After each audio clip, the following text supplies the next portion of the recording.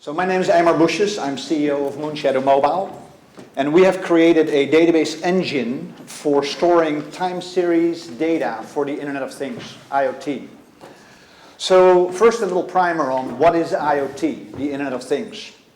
It all starts with sensors that are embedded in devices. These can be your cell phone. Your cell phone probably has dozens of sensors in it. It can be a car engine, can be your thermometer, can be a light bulb, many, many different devices.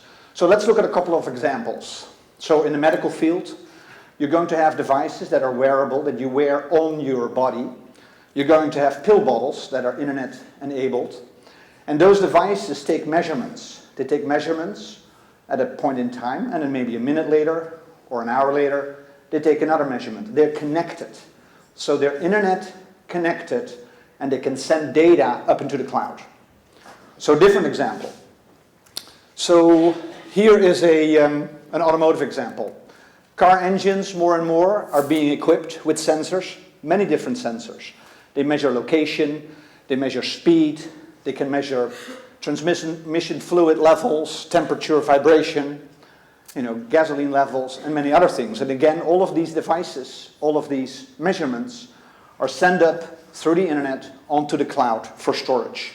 And those are being used by internet application providers, such as later today, IOTAS, which is basically an internet and IoT provider.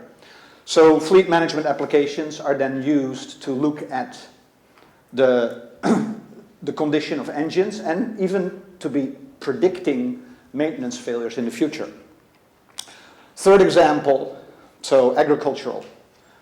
So in agriculture, you're getting more and more devices that are placed out in the field.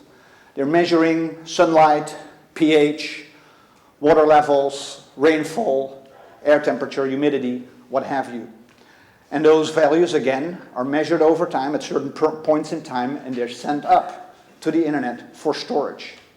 And for the storage, that's where we come in, with DB for IoT, the database for the Internet of Things. So with DB for IoT, we store these timed events in a time series database. So let me make some bold statements. IoT, or the Internet of Things, will reduce medical costs dramatically. It will lead to longer lives. It will lead to less suffering.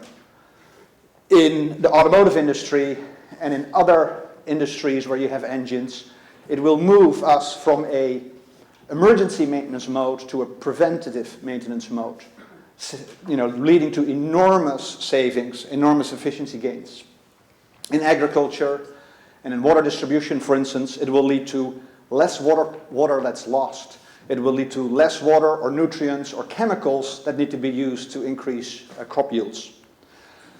So what do? So we have created a database for IoT that has a number of very significant advantages. So as these time series data points come in, you need to store them. And of course, if you have tens of thousands or millions of devices in the field, you need to store them and ingest them at very high speeds. We ingest data 20 to 50 times faster than existing technologies. We shrink the data by up to 95% in a lossless and compressionless way. So we can store more data on a single server, and as a result, you need fewer servers to serve the same amount of data. Analytics, we're 10 to 100 times faster. Where we really shine is in mapping data, which you can see upstairs in our booth. We can take a database with hundreds of millions of objects, map it 10 times a second on a single server. So we have 4 issued patents. The technology has been used in production for the last 4 years, and we're now adding the time series component to it. So here's how we compare to some of the existing database engines. If you need one DB for IoT server, you would need 5 Oracle or Microsoft SQL servers. You would need 10, 12 Cassandra or MongoDB servers. With other time series dedicated databases, you need even more servers. So how do we do this? Well, it's very simple. The principle is very simple. If you look at existing databases, the way databases work is they grab pieces of data and move this from disk to RAM to processor cache. But with traditional databases, they don't use all the space, they only use a fraction of the space. We shrink the data in a compressionless way, and when we grab a piece of data, we grab 10 times as much real information and move it to disk, from disk to memory to processor cache. And that's how we can store 10 times as much, and we're that much faster because we need to do fewer reads to get the same information out. Okay, nice. What does that mean from a monetary perspective? So the predictions are, IDC, Gartner, that this will be close to a $2 trillion industry by 2020. That means that it will be around $100 billion roughly for the database storage and database services market by 2020, $100 billion. So where are we with our current technology? We're going to beta with the first beta customers in the next 2 weeks. We have discussions ongoing with some of the largest companies in the world: Schneider Electric, Trimble, GE, Hynix, NetApp, Novotel. And those companies would use our technology to store their IoT data. And many of them have millions of devices out in the field. So a little bit quick about our company. We were founded in 2010. We developed this technology in a non-time series environment.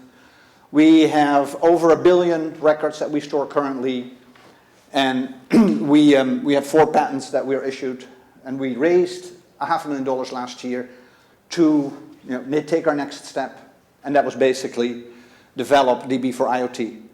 I started my first company when I was 11. It failed. I started my second one when I was 19. It also failed.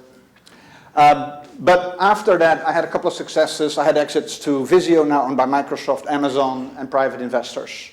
Bob Lee, who is also here, is my partner in crime.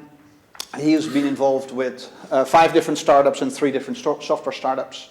Then Roy Ward is the inventor. It's a guy who at the age of 21 received basically a master's degree with honors in math. So Lacey Powers is a walking dictionary of database technology. Oops, wrong direction. Okay, technology. So what's the opportunity here? Of course, it would be wonderful, and I wouldn't have a problem with it, and neither would any of the investors here, if we get 10 or 20% of a $100 billion market in 2020. How likely is that?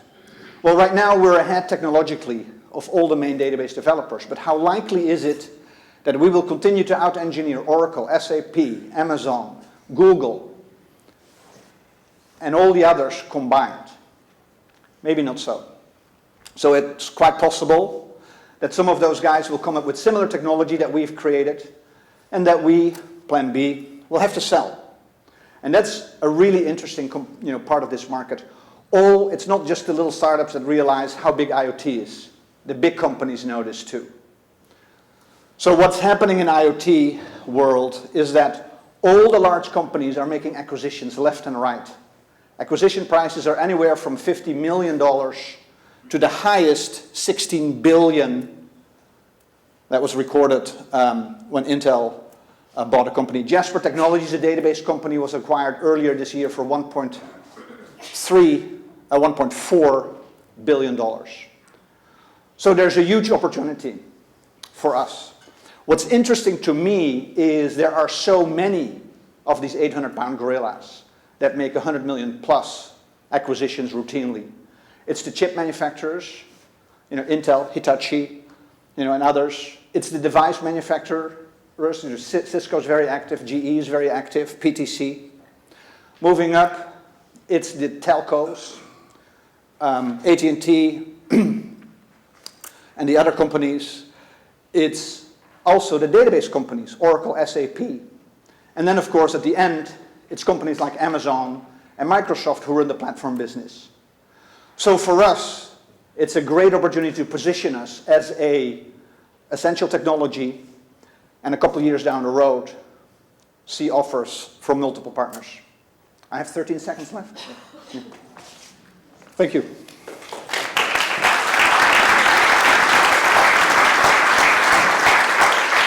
Quickly, I'd just like to introduce Adam Stoll and that other guy. Neil Nathanson, Eimar. I love the premises underlying this business. I believe IoT will be huge. I believe those applications need database. I believe traditional databases are inadequate. So it all makes sense to me. So you're done. Somebody's going to be a big winner, no doubt about it. Probably some company that has a world-class development team, strongly capitalized, and focused on getting there first. Can you do that in Eugene is my question, and if not, do you have plans to expand your development resources to other geographies? Are you from Portland? Okay, so, okay, thank you. So, yeah, I think we can do that. So, otherwise I wouldn't be here. So we have, if you look, for instance, and this is interesting, so if you look in Crunchbase, you look at database engine companies, or even app companies, you need $20, $50, $100 million to get started. We've had $675,000 in investment so far, and we've gotten this far. So I do realize, that 2 or 3 higher lines down the road, as soon as we land a Series A, in the next 12, 15 months, we'll have to open a Portland office because we can't find enough programming ducks anymore. Eimar, can you talk to us a little bit about how you'll compete for enterprise contracts with your well-established competitors, the bigger players out there? So I had a conversation yesterday with a team of people from around the world from a 25 billion euro company. And they are currently using Microsoft Azure. And they tested Microsoft Azure IoT, which is specifically created by Microsoft for IoT, on how fast they could ingest data. And they wanted to ingest 100,000 events per second. It took them 30 servers to do that. Our measurements right now are 200,000 events on a single server. So we will compete on the database technology level. But what's happening with platforms like Amazon IoT and Microsoft Azure IoT is they will welcome other database providers in their ecosystem. So there are opportunities for us to license our technology within Amazon's ecosystem and Microsoft ecosystem and others as the underlying database engine, because that's really what we compete. We can't compete on brand name with Amazon, not even with your investments. I can ask another. So this is just more into the broad IoT space. Do you feel in any way that adoption will be limited because of privacy concerns? No, what I feel is what's really become clear over the last 15 years is that anytime there is a choice point for consumers between privacy and convenience, they choose convenience. How many of you have a mobile phone that you have used? Can I see some hands? How many of you will not use a mobile phone because then you're disclosing your location to Apple and to your cell phone provider? I see one hand. So it's about 0.5% of the population that will not use and never will use our technology based on pretty random, rough measurement. Should I ask one more with a minute left? All right. So you made some huge, bold claims earlier on in your pitch here about how IoT will lower medical expenses, improve healthcare outcomes. Can you just dive into that a little bit and explain that? Right, so what's happening is you're taking time measurements. So what's going to happen is people will be wearing devices. You actually already are wearing devices if you have your mobile phone in your pocket. But those devices will measure your heart rate, your temperature. And as a result, when we look from the database end, and the application providers will do this, you can look at trends over time. And you can start to see, you can do trend analyses and say, okay, so I have data on 1 million people. These 10,000 people had a heart attack. What are the data patterns that I can recognize that preceded that? And as a result, we will be able, and our users will be able to predict. You basically see the same data patterns occurring, and you have a lot of information about people, and you say, hey, these people should come in. And the same is valid for engines and for a whole slew of other technologies. So I think it's going to be huge, and adaptation will be very wide. So.